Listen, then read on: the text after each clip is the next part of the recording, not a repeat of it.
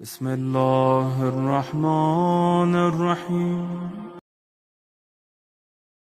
اعوذ باللہ من الشیطان الرجیم بسم اللہ الرحمن الرحیم قال الرسول صلی اللہ علیہ وآلہ وسلم قد اقبل الیکم شہر اللہ بالبرکۃ والرحمۃ والمغفرہ۔ السلام علیکم ناظرین، جیسا کہ آپ بخوبی آگاہ ہیں کہ ہر طرف سے ماہ رمضان کی آمد ہے۔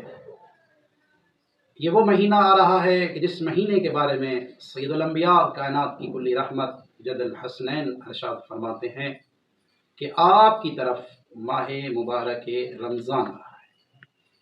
ویسے تو ہر مہینہ ہماری طرف ہی آتا ہے، بالخصوص اس مہینے کے بارے میں کہنا کہ ماہ رمضان آپ کی طرف آ رہا ہے تو یہ اس ماہ کی عظمت کی طرف سید الانبیاء ارشاد فرما رہے ہیں۔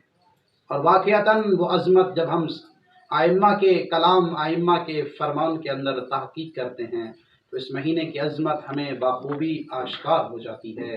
تو اس مہینے کی بہت ساری عظمتیں ہیں، تو ان میں سے پہلی جو عظمت ہے وہ یہ ہے کہ قد اقبل الیکم شہر اللہ بالبرکۃ، یہ برکتوں کا مہینہ آپ کی طرف آ رہا ہے۔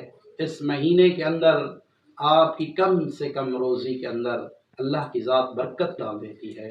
اور پھر دوسری عظمت اس مہینے کی یہ ہے کہ یہ رحمتوں کا مہینہ ہے۔ اس مہینے کے اندر انسان کے اوپر ہر طرف سے اللہ کی رحمت ہوتی ہے۔ اس مہینے کے اندر انسان کے سانس بھی نیکیاں بن جاتی ہیں، انسان کا سونا بھی نیکی بن جاتا ہے، انسان کا چلنا بھی نیکی بن جاتا ہے۔ گویا یہ مہینہ رحمتوں کا مہینہ ہے۔ اور اس کی تیسری عظمت یہ ہے کہ یہ مہینہ مغفرت کا مہینہ ہے۔ اس مہینے کے اندر جتنا بڑا گناہگار ہو جائے، اگر وہ اپنے گناہوں کی معافی طلب کر کے پروردگار کی طرف متوجہ ہو جائے تو رحمان اس کے گناہ معاف کر دیتا ہے۔